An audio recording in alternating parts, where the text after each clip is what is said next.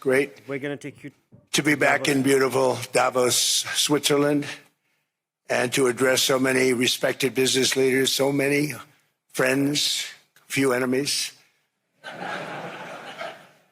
and all of the distinguished guests. It's a who's who, I will say that. I've come to this year's World Economic Forum with truly phenomenal news from America. Yesterday marked the one-year anniversary of my inauguration, and today, after 12 months back in the White House, our economy is booming, growth is exploding, productivity is surging, investment is soaring, incomes are rising,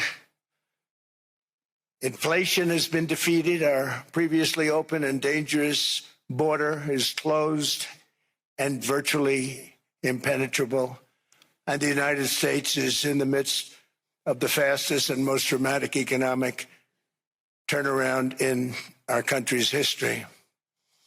Under the Biden administration, America was plagued by the nightmare of stagflation, meaning low growth, and high inflation, a recipe for misery, failure, and decline. But now, after just 1 year of my policies, we are witnessing the exact opposite: virtually no inflation and extraordinarily high economic growth like I believe you'll see very shortly our country has never seen before, perhaps no country has ever seen before. Over the past 3 months, core inflation has been just 1.6%. Meanwhile, fourth quarter growth is projected to be 5.4%, far greater than anybody other than myself and a few others had predicted. Since the election, the stock market has set 52 all-time high records. So that's in 1 year, 52 records, adding $9 trillion in value to retirement accounts, 401ks, and people's savings. People are doing very well. They're very happy with me. Since my inauguration, we've lifted more than 1.2 million people off of food stamps, and after 4 years, in which Biden secured less than $1 trillion of new investment in our country. Think of that, $1 trillion, substantially less than that. In 4 years, we've secured commitments for a record-breaking $18 trillion, and we think when the final numbers come out, they'll be closer to $20 trillion of investment. That's never been done by any country at any time, not even close. Just over 1 year ago, under the radical left Democrats, we were a dead country. Now we are the hottest country anywhere in the world. In fact, the United States economy is on pace to grow at double the rate that was projected by the IMF just last April. And with my growth and tariff policies, it should be much higher. I really believe we can be much higher than that. And this is all great news, and it's great for all nations. The USA is the economic engine on the planet, and when America booms, the entire world booms. It's been the history. When it goes bad, it goes bad. You all follow us down, and you follow us up, and we're at a point that I don't believe we've ever been. I never thought we could do it this quickly. My biggest surprise is I thought it would take more than a year, maybe like a year and 1 month. But it's happened very quickly. This afternoon, I want to discuss how we have achieved this economic miracle, how we intend to raise living standards for our citizens to levels never seen before, and perhaps how you too and the places where you come from can do much better by following what we're doing, because certain places in Europe are not even recognizable, frankly, anymore. They're not recognizable. And we can argue about it, but there's no argument. Friends come back from different places. I don't want to insult anybody and say I don't recognize it. And that's not in a positive way. That's in a very negative way. And I love Europe, and I want to see Europe go good, but it's not heading in the right direction. In recent decades, it became conventional wisdom in Washington and European capitals that the only way to grow a modern Western economy was through ever-increasing government spending, unchecked mass migration, and endless foreign imports. The consensus was that so-called dirty jobs and heavy industry should be sent elsewhere, that affordable energy should be replaced by the Green New Scam, and that countries could be propped up by importing new and entirely different populations from faraway lands. This was the path that sleepy Joe Biden administration and many other Western governments very foolishly followed, turning their backs on everything that makes nations rich and powerful and strong. And there's so much potential in so many nations. The result was record budget and trade deficits and a growing sovereign deficit driven by the largest wave of mass migration in human history. We've never seen anything like it. Quite frankly, many parts of our world are being destroyed before our very eyes, and the leaders don't even understand what's happening. And the ones that do understand aren't doing anything about it. Virtually all of the so-called experts predicted my plans to end this failed model would trigger a global recession and runaway inflation. But we have proven them wrong. It's actually just the opposite. In 1 year, our agenda has produced a transformation like America has not seen in over 100 years. Instead of closing down energy plants, we're opening them up. Instead of building ineffective, money-losing windmills, we're taking them down and not approving any. Instead of empowering bureaucrats, we're firing them, and they're going out and getting jobs in the private sector for 2 and 3 times what they were making in government. So they started off hating me when we fired them, and now they love me. Instead of raising taxes on domestic producers, we're lowering them and raising tariffs on foreign nations to pay for the damage that they've caused. In 12 months, we have removed over 270,000 bureaucrats from the federal payrolls, the largest single-year reduction in government employment since the end of World War II. Nobody thought that was coming, but we had no choice. To make a country great, you can't have all federal jobs. We've cut federal spending by $100 billion and slashed the federal budget deficit by 27% in the single year. It's going to go down quite a bit more from that, driving inflation way down from the record highs of the Biden administration. Every month, they went up and up and up. I promised to cut 10 old regulations for every single new regulation, but instead I've cut, actually, till this point, 129 regulations for every one new regulation approved. So every time they come in with a new regulation, we do at least 10, but so far it's averaging out to 129, if you can believe it. In July, we passed the largest tax cuts in American history, including no tax on tips, no tax on overtime, no tax on Social Security for our great seniors. We also provided 100% expensing, that's the one they like, and bonus depreciation for all new equipment and capital investments to help companies expand and shift production to America. They are so in love with that. They build a plant, they're able to deduct it immediately, the whole thing, rather than waiting 38 to 41 years in the old days. This is a miracle taking place. Nobody thought it would ever be done by any country, but it's done by us. It was what made my first term the most successful 4-year term that we've ever had from a financial standpoint. And now we've upped it. This is a 10-year program, not a 1-year program. But you're allowed to deduct everything in 1 year. It used to be 38 to 41 years. With tariffs, we've radically reduced our ballooning trade deficit, which was the largest in world history. We were losing more than $1 trillion every single year, and it was just wasted. It was going to waste. But in 1 year, I slashed our monthly trade deficit by a staggering 77%, and all of this with no inflation, something everyone said could not be done. There were a couple of brilliant people that actually thought I was doing the right thing. I thought I was doing the right thing. Now they all think I'm doing the right thing because they can't believe the numbers. American exports are now up by more than $150 billion. Domestic steel production is up by 300,000 tons a month, and it's doubling over the next 4 months. It's doubling and tripling, and we have steel plants being built all over the country. Nobody thought they'd see that. Factory construction is up by 41%, and that number is really going to skyrocket right now because that's during a process that they're putting in to get their approvals, and we've given very, very quick, fast approvals. In the process, we've made historic trade deals with partners covering 40% of all U.S. trade. Some of the greatest companies and countries in the world. We have countries as our partner, too. The European nations, Japan, South Korea. They're our partners. They've gone into massive deals with us, especially on oil and gas.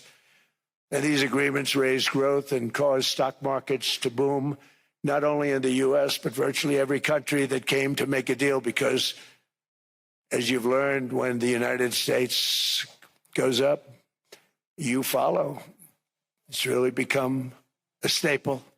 In America, I've stopped the nation-wrecking energy policies that drive up prices while sending jobs and factories to the world's worst polluters.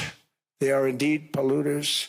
Under sleepy Joe Biden, new domestic oil and gas leases fell by 95%. Think of that. And they wonder, why was gasoline going up so fast?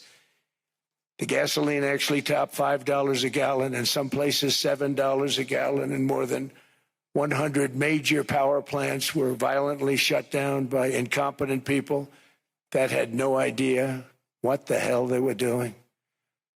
Under my leadership, U.S. natural gas production is at an all-time high by far. U.S. oil production is up by 730,000 barrels a day, and last week we picked up 50 million barrels from Venezuela alone. Venezuela has been an amazing place for so many years, but then they went bad with their policies. 20 years ago, it was a great country, and now it's got problems, but we're helping them. And those 50 million barrels, we're going to be splitting up with them, and they'll be making more money. They've made it a long time. Venezuela is going to do fantastically well. We appreciate all of the cooperation we've been giving. We've been giving great cooperation. Once the attack ended, and they said, let's make a deal. More people should do that. But Venezuela is going to make more money in the next 6 months than they've made in the last 20 years.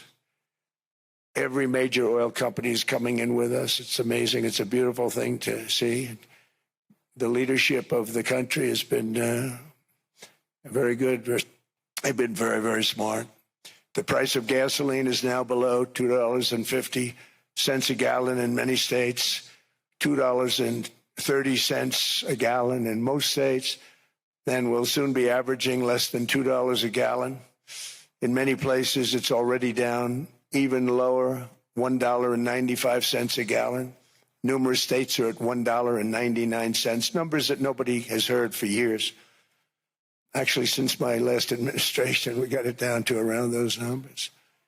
I've signed an order directing and approval of many new nuclear reactors. We're going heavy into nuclear. I was not a big fan because I didn't like the risk, the danger. But they have the progress they've made with nuclear is unbelievable, and the safety progress they've made is incredible. We're very much into the world of nuclear energy, and we can have it now at good prices and very, very safe. And we're leading the world in AI by a lot. We're leading China by a lot. I think President Xi respects what we've done, in part because I've allowed these big companies building these massive buildings to build their own electric capacity. They're building their own power plants, which, when added up, is more than any country anywhere in the world is doing. I read recently an article in the Wall Street Journal that China's creating so much energy, and they are. You got to hand it to them. But we're creating as much or more, and we're letting them do that. I'm very proud of it. It was my idea. I said, you can't create this much energy. We needed more than double the energy currently in the country just to take care of the AI plants. And they said, we can't do that. We have an old grid system. And I came up with the idea, you people are brilliant. You have a lot of money. Let's see what you can do. You can build your own electric generating plants. And they looked at me. They didn't believe me. All of the names that are, I think, in the room right now, if you want to know the truth, they didn't believe it. And I said, no, you can't. They came back 2 weeks and they didn't have the plant. They said, we thought you were kidding. I said, no, not only am I not kidding, you're going to have your approvals within 2 weeks. I always say nuclear will take 3 weeks. But most aren't going that. They're going oil and gas. They're even going coal in some cases. Because of my landslide election victory, the United States avoided the catastrophic energy collapse which befell every European nation that pursued the Green New Scam, perhaps the greatest hoax in history. The Green New Scam, windmills all over the place, destroy your land.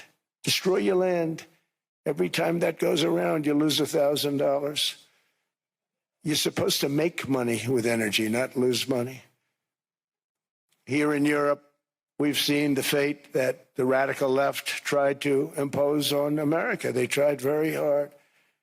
Germany now generates 22% less electricity than it did in 2017. And it's not the current chancellor's fault. He's solving the problem. He's going to do a great job. But what they did before he got there, I guess that's why he got there. And electricity prices are 64% higher. The United Kingdom produces just 1/3 of the total energy from all sources that it did in 1999. Think of that, 1/3. And they're sitting on top of the North Sea, one of the greatest reserves anywhere in the world, but they don't use it. And that's one reason why their energy has reached catastrophically low levels with equally high prices. High prices, very low levels. Think of that, 1/3.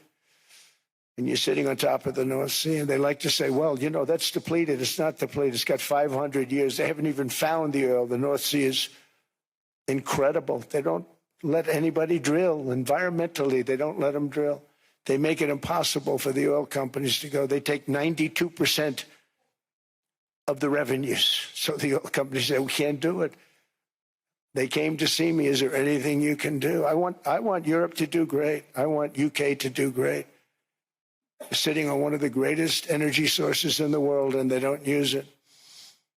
In fact, their electricity prices have soared 139%.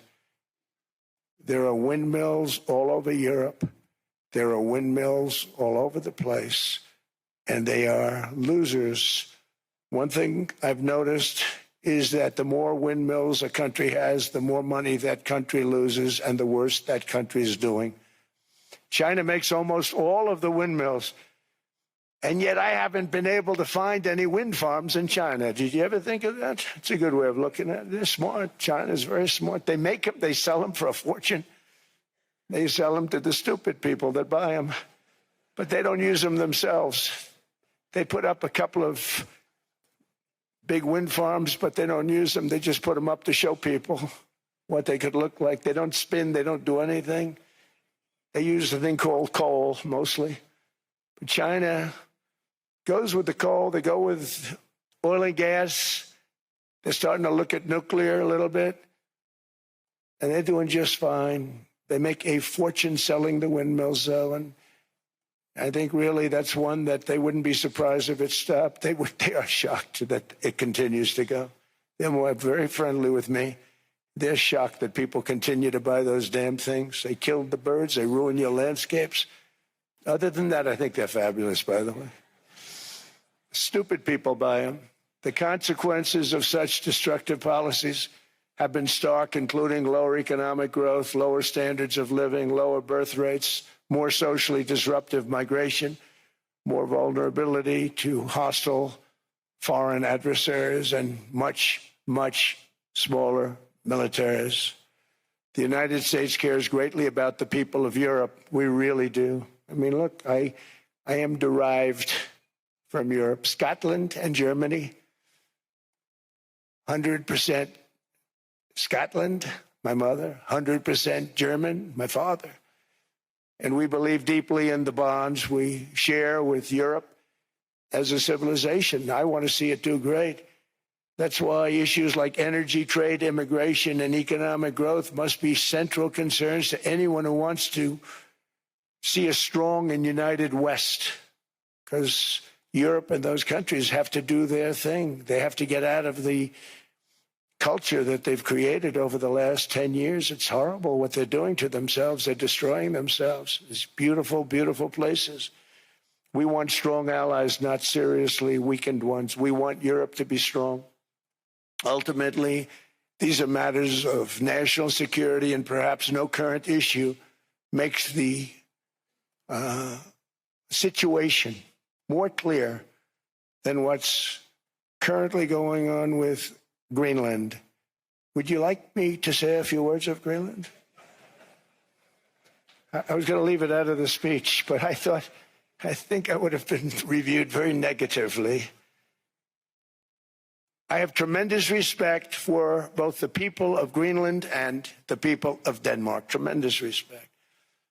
But every NATO ally has an obligation to be able to defend their own territory. And the fact is, no nation or group of nations is in any position to be able to secure Greenland other than the United States. We're a great power, much greater than people even understand. I think they found that out 2 weeks ago in Venezuela. We saw this in World War II, when Denmark fell to Germany after just 6 hours of fighting and was totally unable to defend either itself or Greenland. So the United States was then compelled, we did it, we felt an obligation to do it, to send our own forces to hold the Greenland territory, and hold it we did at great cost and expense. They didn't have a chance of getting on it, and they tried. Denmark knows that. We literally set up bases on Greenland for Denmark. We fought for Denmark. We weren't fighting for anyone else. We were fighting to save it for Denmark. Big, beautiful piece of ice. It's hard to call it land. It's a big piece of ice.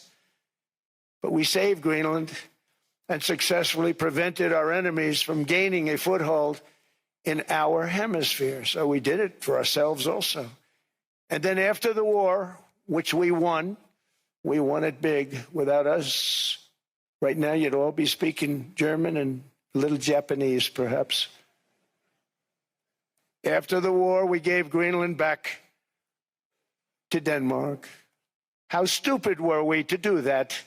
But we did it. But we gave it back. But how ungrateful are they now? So now our country and the world face much greater risks than it did ever before because of missiles, because of nuclear, because of weapons of warfare that I can't even talk about. 2 weeks ago, they saw weapons that nobody ever heard of. They weren't able to fire one shot at us. They said, what happened? Everything was discombobulated. They said, we've got them in our sights. Press the trigger, and nothing happened. No anti-aircraft missiles went up. There was one that went up about 30 feet and crashed down right next to the people that sent it. They said, what the hell is going on? Those defensive systems were made by Russia and by China. So they're going to go back to the drawing boards, I guess. Greenland is a vast, almost entirely uninhabited and undeveloped territory. It's sitting undefended in a key strategic location between the United States, Russia, and China. That's exactly where it is, right smack in the middle. Wasn't important nearly when we gave it back. You know, when we gave it back, it wasn't the same as it is now. It's not important for any other reason, you know, everyone talks about the minerals. There's so many places. There's no rare earth, no such thing as rare earth. There's rare processing, but there's so much rare earth.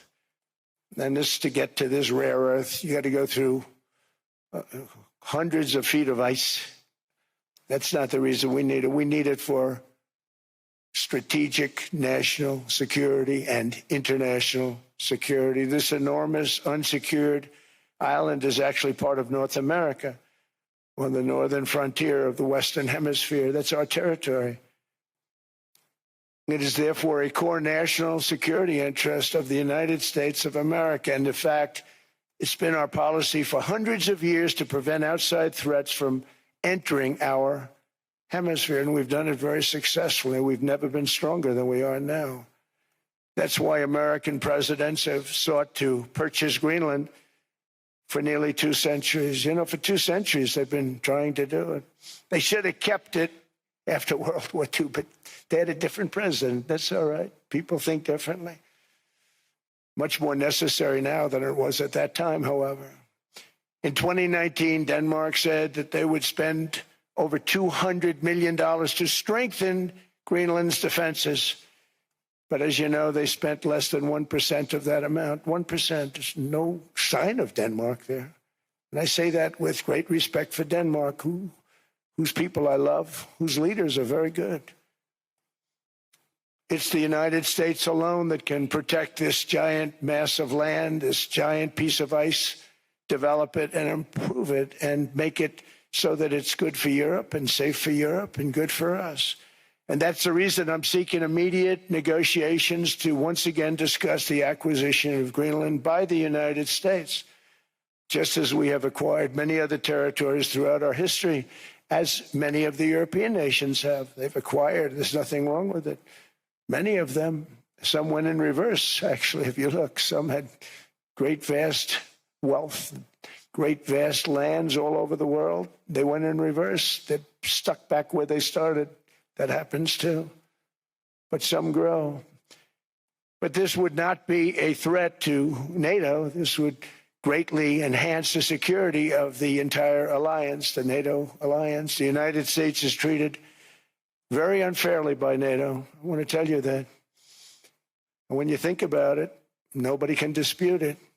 We give so much and we get so little in return. And I've been a critic of NATO for many years. And yet I've done more to help NATO than any other president by far, than any other person. You wouldn't have NATO if I didn't get involved in my first term. The war with Ukraine is an example. We are thousands of miles away, separated by a giant ocean. It's a war that should have never started, and it wouldn't have started if the 2020 U.S. presidential election weren't rigged. It was a rigged election. Everybody now knows that. They found out. People will soon be prosecuted for what they did. It's probably breaking news, but it should be. It was a rigged election. Can't have rigged elections. You need strong borders, strong elections, and ideally a good press. I always say it. Strong borders, strong elections, free, fair elections, and a fair media. The media is terrible. It's very crooked. It's very biased, terrible. But someday it'll straighten out because it's losing all credibility. Think of it. When I went in a landslide, a giant landslide, won all 7 swing states, won the popular vote, won everything, and they only get negative press. That means that it has no credibility. And if they're going to get credibility, they're going to have to be fair. So you need a fair press. But you also need those other elements. And I inherited a terrible, terrible situation. If you look, the border was open. The inflation was raging. Everything was bad with the United States when I came into office. But I also inherited a mess with Ukraine and Russia, something that would have never happened. And I know Putin very well. He and I would discuss Ukraine. It was the apple of his eye, but he wasn't going to do anything. I said, Vladimir, you're not doing it. He would never have done it. It was terrible what happened. I could see it happening, too. After I left, I could see it happening. Biden had given Ukraine and NATO $350 billion, a staggering sum, $350 billion. I came in, and just like the southern border, just like inflation, just like our economy, I said, wow, this place is in trouble, meaning our country. All of these things were out of control. But the border was out of control. We fixed it with the strongest border anywhere in the world. And I've now been working on this war for 1 year, during which time I settled 8 other wars. India, Pakistan. I settled other wars that were Vladimir Putin called me, Armenia, Azerbaijan, He said, I can't believe you settled that one. They were going on for 35 years. I settled it in one day. And President Putin called me. He said, you know, I can't believe I've worked on that war for 10 years trying to settle it. I couldn't do it. I said, do me a favor, focus on settling your war. Don't worry about that one. What does the United States get out of all of this work, all of this money, other than death, destruction, and massive amounts of cash going to people who don't appreciate what we do? They don't appreciate what we do. I'm talking about NATO. I'm talking about Europe. They have to work on Ukraine. We don't. The United States is very far away. We have a big, beautiful ocean separating us. We have nothing to do with it. Until I came along, NATO was only supposed to pay 2% of GDP. But they weren't paying. Most of the countries weren't paying anything. The United States was paying for virtually 100% of NATO. And I got that stopped. I said, that's not fair. But then, more importantly, I got NATO to pay 5%, and now they were paying, and now they are paying. So something nobody said was possible. They said, we will never go up higher than 2%. But they went to 5%, and now they're paying the 5. They didn't pay the 2, and now they're paying the 5. And they're stronger for it, and they have an excellent, by the way, Secretary General, who's possibly in the room. Mark, are you here? Yes, he's here. Hello, Mark. We never asked for anything, and we never got anything. We probably won't get anything unless I decide to use excessive strength and force where we would be, frankly, unstoppable. But I won't do that. Okay? Now everyone's saying, oh, good. That's probably the biggest statement I made, because people thought I would use force. I don't have to use force. I don't want to use force. I won't use force. All the United States is asking for is a place called Greenland, where we already had it as a trustee, but respectfully returned it back to Denmark not long ago after we defeated the Germans, the Japanese, the Italians, and others in World War II. We gave it back to them. We were a powerful force then, but we are a much more powerful force now. After I rebuilt the military in my first term and continue to do so today, we have a budget of $1.5 trillion. We're bringing back battleships. The battleship is 100 times more powerful than the great battleships you saw in World War II, those great, big, gorgeous ships, the Missouri, the Iowa, the Alabama. Because I thought maybe we could take them out of mothballs. They said, no, sir, these ships are 100, think of that, 100 times more powerful than those big, magnificent pieces of art that you saw so many times ago, that you still see on television. You say, wow, what a force. 100 times, each ship 100 times more powerful than the big battleships of the past. So that was the end of the mothball story. So what we have gotten out of NATO is nothing except to protect Europe from the Soviet Union and now Russia. I mean, we've helped them for so many years. We've never gotten anything, except we pay for NATO. And we paid for many years until I came along. We paid for, in my opinion, 100% of NATO because they weren't paying their bills. And all we're asking for is to get Greenland, including right title and ownership, because you need the ownership to defend it. You can't defend it on a lease. Number one, legally, it's not defensible that way, totally. And number two, psychologically, who the hell wants to defend a license agreement or a lease, which is a large piece of ice in the middle of the ocean where if there is a war, much of the action will take place on that piece of ice. Think of it. Those missiles would be flying right over the center of that piece of ice. All we want from Denmark for national and international security and to keep our very energetic and dangerous potential enemies at bay is this land on which we're going to build the greatest golden dome ever built. We're building a golden dome that's going to, just by its very nature, going to be defending Canada. Canada gets a lot of freebies from us, by the way. They should be grateful also, but they're not. I watched your Prime Minister yesterday. He wasn't so grateful. But they should be grateful to us. Canada lives because of the United States. Remember that, Mark, the next time you make your statements. What we did for Israel was amazing, but that's nothing compared to what we have planned for the United States, Canada, and the rest of the world. We are going to build a dome like no other. We did it for Israel. And by the way, I told Bibi, stop taking credit for the dome. That's our technology. That's our stuff. But they had a lot of courage, and they were good fighters, and they did a good job, and we wiped out the Iran nuclear threat like nobody can believe. Nobody's ever seen anything like it. That, Venezuela, taking down Soleimani, wiping out al-Baghdadi when he tried to reinstitute ISIS. We did a lot. I did a lot of big things, all perfectly executed. Everyone was perfectly executed. Somebody told me that, a military expert told me, sir, everything you've done has been perfectly executed. I said, I know. So other presidents have spent, whether foolishly or not, trillions and trillions of dollars on NATO and gotten absolutely nothing in return. We've never asked for anything. It's always a one-way street. Now they want us to help them with Ukraine. And we say, we're going to. I'm really helping, not even them. I want to see, last week, if you saw, it was 10,000 soldiers, but last month it was 31,000 soldiers died. 31,000.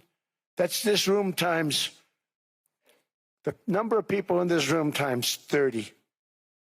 Think of it. 30,000 soldiers died in 1 month. The month before it was 27,000. The month before that it was 28,000. The month before that it was 25,000.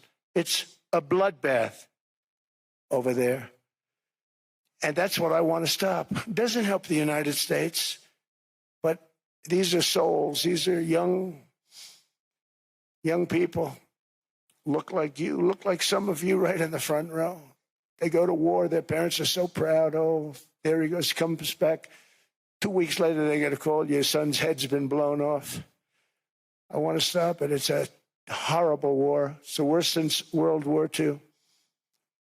They keep going. They'll exceed World War II. The numbers are staggering, how many people they've lost. They don't want to talk about it.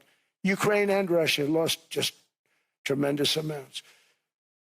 And I'm dealing with President Putin, and he wants to make a deal, I believe. I'm dealing with President Zelensky, and I think he wants to make a deal. I'm meeting him today. He might be in the audience right now. But they got to get that war stopped because too many people are dying, needlessly dying. Too many souls are being lost. It's the only reason I'm interested in doing it. But in doing it, I'm helping Europe, I'm helping NATO, and I've until the last few days when I told them about Iceland, they loved me. They called me daddy, right, last time. A very smart man said, he's our daddy. He's running it. I was like running it. I went from running it to being a terrible human being. But now what I'm asking for is a piece of ice, cold and poorly located, that can play a vital role in world peace and world protection. It's a very small ask compared to what we have given them for many, many decades. But the problem with NATO is that we'll be there for them 100%. But I'm not sure that they'd be there for us. If we gave them the call, gentlemen, we are being attacked. We're under attack by such and such a nation. I know them all very well. I'm not sure that they'd be there. I know we'd be there for them. I don't know that they'd be there for us. So with all of the money we expend, with all of the blood, sweat, and tears, I don't know that they'd be there for us. They're not there for us on Iceland, that I can tell you. I mean, our stock market took the first dip yesterday because of Iceland. So Iceland's already cost us a lot of money. But that dip is peanuts compared to what it's gone up. And we have an unbelievable future in that stock. That stock market is going to be doubled. We're going to hit 50,000, and that stock market's going to double in a relatively short period of time. because of everything that's happening. But this is a good example. After giving NATO and European nations trillions and trillions of dollars in defense, they buy our weapons. We make the greatest weapons in the world, but now we're going to make them faster, much faster. You saw that. I put a cap on the salaries. Then I put no buybacks, no stock buybacks, no various other things that they were doing. I mean, they were making $50 million, but it would take them 3 years to give you a Patriot missile. I said, that's not good. My chauffeur can do a better job than that, and he makes slightly less than 50. They make big salaries. If they're going to make those big salaries, they're going to have to produce a lot faster. The good news is we have the greatest equipment in the world. Now we're going to start making it a lot faster. They're going to build additional plants. And all of the money that goes into stock buybacks is going to go into building plants. We're not allowing stock buybacks by defense companies any longer. They're going to build new plants to make Tomahawks, Patriots. We have the best equipment, F-35s. F-47, the new one just coming out. They say it's the most devastating plane, fighter jet ever. Who knows? They called it 47. If I don't like it, I'm going to take the 47 off it. I wonder why they called it 47. We'll have to think about that. But if I don't like it, I'm going to take that 47 off. But it's supposed to be the stage 6. It's supposed to be the first stage 6 plane, undetectable, like our B-2 bombers were undetectable. They flew right over Iran. They were undetectable. And they did their job, and they got the hell out of there. So we want a piece of ice for world protection, and they won't give it. We've never asked for anything else, and we could have kept that piece of land, and we didn't. So they have a choice. You can say yes, and we will be very appreciative, or you can say no, and we will remember. A strong and secure America means a strong NATO. And that's one reason why I'm working every day to ensure our military is very powerful. Our borders are very strong. And above all, our economy is strong because national security requires economic security and economic prosperity. And we have the greatest that we've ever had. Biden and his allies destroyed our economy and gave us perhaps the worst inflation in American history. They say 48 years, I say forever, but I think 48 years is the equivalent to forever. Whether it's 48 years or ever, it's terrible. Costing the typical family $33,000. What they did to this country should never, ever be forgotten. It's early. But he has to be rated as the worst president we've ever had by far. The auto pen did much of the damage. The auto pen, he was the auto pen president. Because I don't believe a sane president would have ever signed the kind of things that he signed. But now grocery prices, energy prices, airfares, mortgage rates, rent, and car payments are all coming down, and they're coming down fast. We inherited a mess. But we've done a hell of a job in 12 months. Under my most favored nation policy for drug prices, the cost of prescription drugs is coming down by up to 90%, depending on the way you calculate. You could also say 5, 6, 7, 800%. There are two ways of figuring that. But we have a favored nations policy that every president wanted, no president was able to get. I got it, and other nations approved it. And I had to use tariffs in order to get it, because they said, no way. In other words, a pill that costs 10% in London costs $130. Think it costs $10 in London, costs $130 in New York or in Los Angeles. And I'd say, boy, that's bad. Friends of mine would say, we go to London, you can buy the stuff for nothing. We go all over the world, we can buy it for nothing. Because basically America was subsidizing every nation in the world because presidents allowed them to get away with it. It became very tough. So when I called up Emmanuel Macron, I watched him yesterday with those beautiful sunglasses. What the hell happened? But I watched him sort of be tough. But he was at $10 for a pill, And I said, Emmanuel, and I have all the big pharmaceutical companies are in total agreement. It wasn't easy, by the way. They're tough, smart. They've been getting away with the scam for a long time. But they gave it up. But they said, you'll never get the countries to approve it. I said, why is that? Because they won't. They always said, we're not paying any more. Get the rest for the United States. So over the years, they stayed the same. We just went up, up, up. And I mean, we would pay 13, 14, 15 times more than certain countries would. So I said, no, they'll approve it 100%. Sir, you'll never get them to approve it. I said, I guarantee you. But I actually started with Emmanuel, who probably is in the room too. And I like him. I actually like him. Hard to believe, isn't it? And I said, Emmanuel, you're going to have to lift the price of that pill to $20, maybe $30. Think of that. That means it's a doubling of prescription drugs. Might be a tripling, might be a quadrupling. It's not easy. No, no, no, Donald, I will not do that. I said, yes, you will, 100%. He said, no, no, no. You're asking me to double. I said, Emmanuel, you've been taking advantage of the United States for 30 years with prescription drugs. You really should do it, and you will do it. I have no doubt. In fact, I am 100% sure you're going to. No, no, no, I will not do it. Because yes, in all fairness to him, he has to double or triple. Because the world being a bigger place than the United States, it's not that you meet in the middle. You just have to go up some, and we come down a lot. They go up a little, we come down a lot. So we're at $130, they're at 10. So they may have to go to 20 or 30. No more than that. I said, Emmanuel, you're going to be doubling or tripling? No, no, no. I said, here's the story, Emmanuel. The answer is you're going to do it. You're going to do it fast. And if you don't, I'm putting a 25% tariff on everything that you sell into the United States and a 100% tariff on your wines and champagnes. And that's about 10 times more than what I'm requesting. And you're going to do it. I don't want to go public with it, but you may make me do that. No, no, Donald, I will do it. I will do it. It took me, on average, 3 minutes a country, saying the same thing. You will do it. They all said, no, no, no, I will not do it. You're asking me to double the cost of prescription. I said, that's right, because you've been screwing us for 30 years. And they said, we will not do it. I said, that's all right.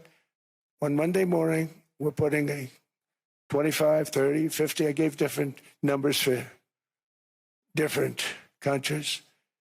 This is also national security we're talking about. Not fair. We're not going to subsidize the whole world. And every one of those countries have agreed to do it. So one of the biggest things that I've done is the fact that we have now most favored nation. We will pay whatever the lowest price is in the entire world. So our drug prices are going to be coming down by staggering 90%. Again, you could say 1,000%, 2,000%. Depends on the way you want to figure it, but we'll go with the way the fake news likes it better because it sounds, can you imagine a 90% reduction sounds much worse. But drug prices are going to be coming down tremendously in all the nations, and I appreciate them doing it, but they did it. In all fairness, without tariffs, I wouldn't have been able to get it done. After declining $3,000 under Biden, real incomes are up in the United States by $2,000, $3,000, and even $5,000 and more.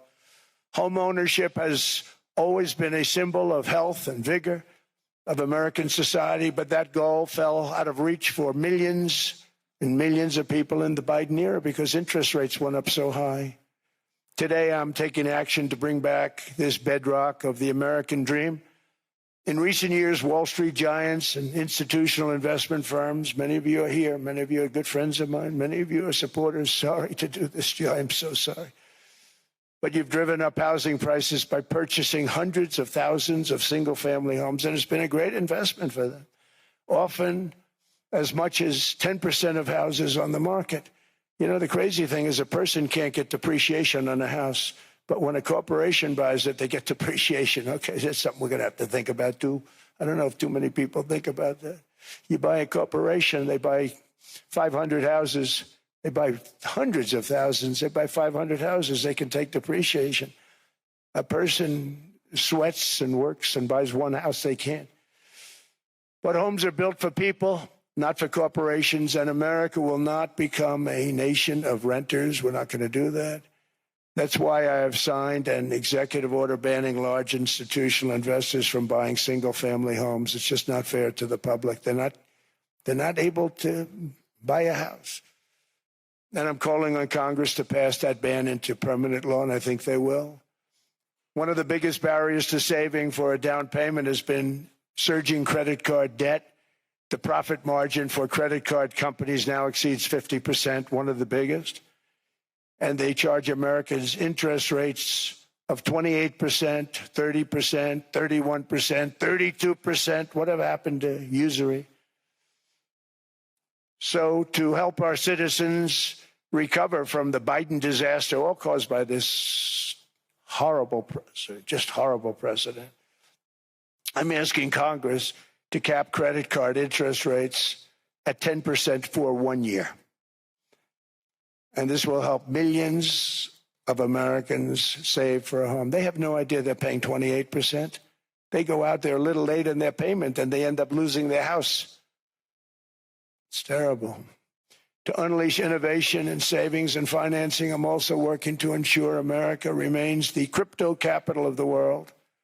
And to that end, last year, I signed the landmark Genius Act into law. Now Congress is working very hard on crypto market structure legislation, Bitcoin, all of them, which I hope to sign very soon, unlocking new pathways for Americans to reach financial freedom. And I did it for two reasons. Number one, I thought it was politically good, and it was. I got tremendous political support. But more importantly, China wanted that market too. It's just like they want the AI. And we've got that market, I think, pretty well locked up. If I didn't do it, Biden was totally against it until before the election when they realized that, there were millions of people voting against him over crypto. And all of a sudden they loved it very much, but it was too late. They blew it. But it is politically popular, but it's much more importantly, we have to make it so that China doesn't get the hold of it. And once they have that hold, we're not going to be able to get it back. So I'm honored to have done it. Finally, I've instructed government-backed institutions to purchase up to $200 billion in mortgage bonds to bring down interest rates. And I'll be announcing a new Fed chairman in the not-too-distant future. I think he'll do a very good job. So they gave away some of it. He did give that away. So we have something, got something, but somebody that's very respected. They're all respected. They're all great. Everyone that I interviewed is great. Everyone could do, I think, a fantastic job. Problem is they change once they get the job. They do. They're saying everything I want to hear, and then they get the job. They're locked in for 6 years. They get the job, and all of a sudden, let's raise rates a little bit. I call them, sir, we'd rather not talk about this. It's amazing how people change once they have the job. It's too bad. Sort of disloyalty, but they got to do what they think is right. We have a terrible chairman right now. Jerome, too late Powell. He's always too late. And he's very late with interest rates, except before the election. He was just fine for the other side. So we're going to have somebody that's great, and we hope he does the right job. Last week, the average 30-year mortgage rate dropped below 6% for the first time in many years. Another major factor in driving up housing costs was the mass invasion of our borders. And I have to say one thing about housing, because nobody ever says this. I am very protective of people that already own a house, of which we have millions and millions and millions. And because we have had such a good run, the house values have gone up tremendously. And these people have become wealthy. They weren't wealthy. They become wealthy because of their house. And every time you make it more and more and more affordable for somebody to buy a house cheaply, you're actually hurting the value of those houses, obviously, because the one thing works in tandem with the other. And I don't want to do anything that's going to hurt the value of people that own a house who, for the first time in their lives, are walking around the streets of whatever city they're in, very proud that their house is worth $500,000, $600,000, $700,000. Now, if I want to really crush the housing market, I could do that so fast and people could buy houses, but you would destroy a lot of people that already have houses. In some cases, they've mortgaged their house and the mortgage would be very low. And all of a sudden, the mortgage without any changes becomes very high and they end up losing the house. I'm not going to hurt, and I speak with Scott, who's doing a fantastic job, and Howard, who's doing a fantastic job, and all of my people. And I always say, look, you know, I can crush the hell out of the market. We can drop interest rates to a level, and that's one thing we do want to do. That's natural. That's good for everybody. You know, the dropping of the interest rates, we should be paying a much lower interest rate than we are. We should be paying the lowest interest rate of any country in the world, because without the United States, you don't have a country. I mean, I had a case with Switzerland. We happened to be in Switzerland. Maybe I'll give you a quick story. But they were paying nothing. They make beautiful watches, great watches, Rolex, all of them. They were paying nothing to the United States when they sent their product in. And we had a $41 billion deficit. $41 billion with this beautiful place. Flew over it, isn't it nice? So I said, let's put a 30% tariff on them, so that we get back some of it, not all of it at all. We still have a deficit, big deficit. We had 41 million. That's a big deficit. And I said, let's put a tariff on. Different tariffs, different places. You're all party to them. In some cases, victims to them. But in the end, it's a fair thing. And most of you realize that. But we put a 30% tariff on Switzerland. And all hell broke loose. They were calling, I mean, like you wouldn't believe. And I know so many people from Switzerland, incredible place, incredible, brilliant place. But I didn't realize that they're only good because of us. And there's so many other examples. I mean, us, probably other places, but a majority of the money they make is because of us, because we never charged them anything. So they come in, they sell their watches. No tariffs, no nothing. They walk away. They make $41 billion on just us. So I said, no, we can't do that. So I'm going to bring it up. I still would have a deficit pretty substantial, but I brought it up to 30%. And I guess Prime Minister, I don't think President, I think Prime Minister called a woman, and she was very repetitive. She said, no, no, no, you cannot do that, 30%. You cannot do that. We are a small, small country. I said, yeah, but you have a big, big deficit. You may be small, but you have a bigger deficit than big countries. He said, no, no, no, please, you cannot do it. Kept saying the same thing over and over. We are a small country. I said, but you're a big country in terms of, and she just rubbed me the wrong way, I'll be honest with you. And I said, all right. Thank you, ma'am. Appreciate it. Do not do this. Thank you very much, ma'am. And I made it 39%. And then all hell really broke out.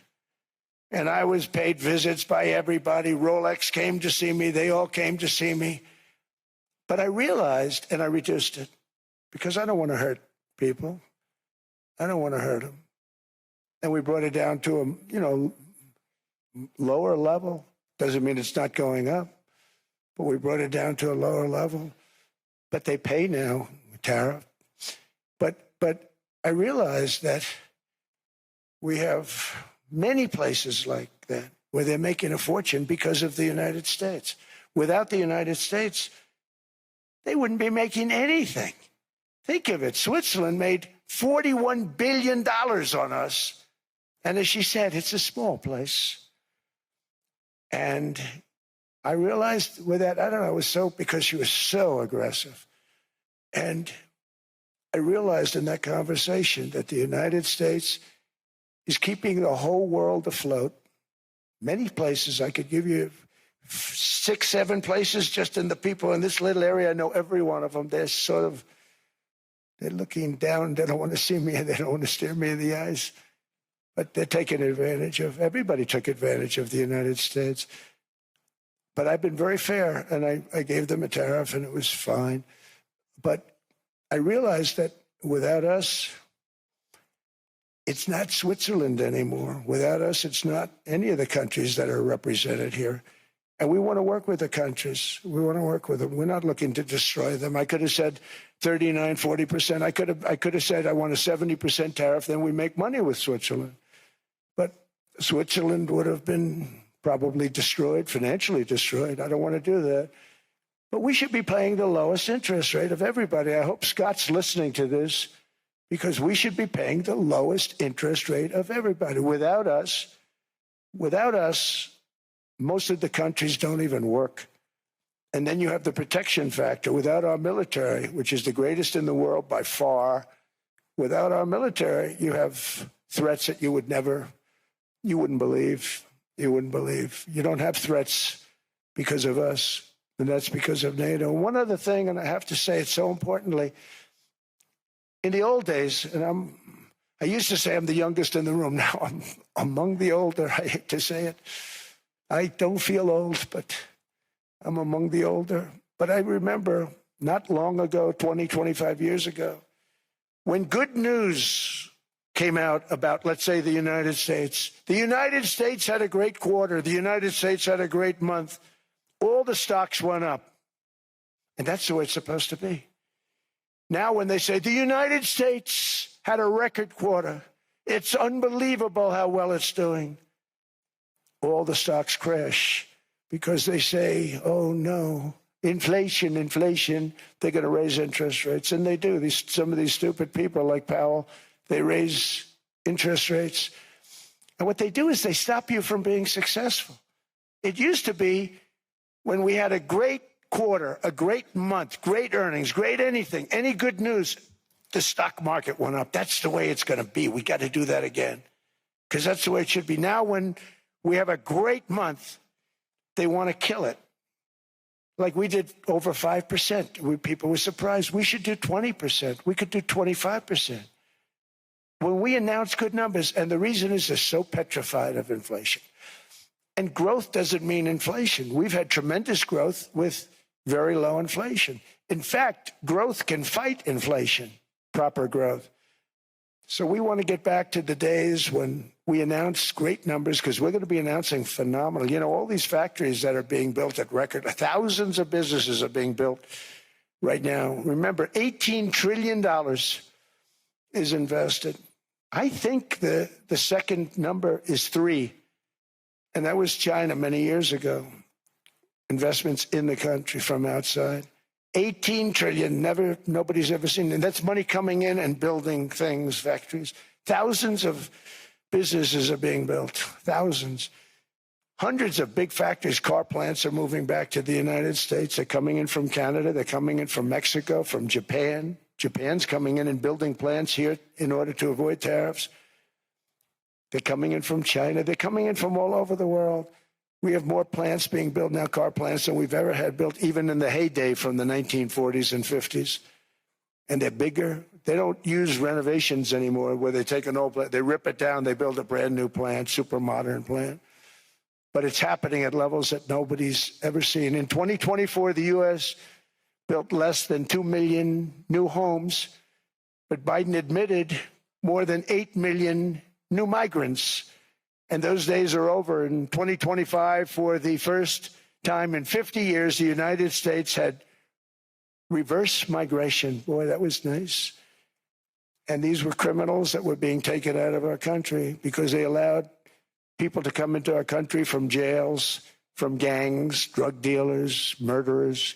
11,888 murderers. We've gotten most of them out. And then ICE gets beat up by stupid people from leadership in Minnesota. We actually are helping Minnesota so much, but they don't appreciate it. Most places do. You know, Washington, D.C. is the safest place now in the United States. It was a very dangerous place to walk, and now you can walk with your wife, your kids, right through the middle of the city. Right now, Washington, D.C. is as safe as it gets. It was one of the most unsafe, I had to admit. We sent in the military, the National Guard. Within 2 months, it was great. Within 3 months, it's like a really great place and a safe place and a beautiful place. It's even been cleaned up. The graffiti's gone. The fences are gone. We don't have to worry about fences anymore. All of the places, the grasses are cut. and replaced with new grass in many cases. It's all going to happen in the spring. But Washington and D.C. is beautiful again, and it's safe. New restaurants are opening up. They were all closing. Now you can't get into a restaurant. Restaurants in Washington, D.C. are all opening. Memphis also, Memphis, Tennessee, New Orleans, Louisiana. We were there for 3 weeks. We've cut the crime down by 64%. Within another month, we'll have virtually no crime there. We can do that all over. We're going to help the people in California. We want to have no crime. I know Gavin was here. I used to get along so great with Gavin when I was president. Gavin's a good guy. And we're going to, if he needed it, I would do it in a heartbeat. I'd love to see. We did help them a lot in Los Angeles, a lot with the early in my term when they had some problems.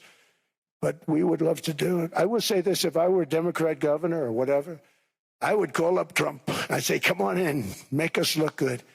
Because we're cutting crime down to nothing. And we're taking people out, career criminals who are only going to do bad things, and we're bringing them back to their countries. But where we've done it, it's been amazing. And we have a capacity to do it at much greater levels. We're cutting illegal aliens off welfare and other government benefits, and I have directed that starting immediately, there will be no more payments to sanctuary cities because they are really just sanctuaries for criminals. They're really protecting criminals, and those are the ones we have to get out of the country. Murderers, drug dealers, the mentally insane. They emptied their mental institutions into the United States. And despite that, we have the lowest crime numbers that we've ever had in the history of the country. Just came out.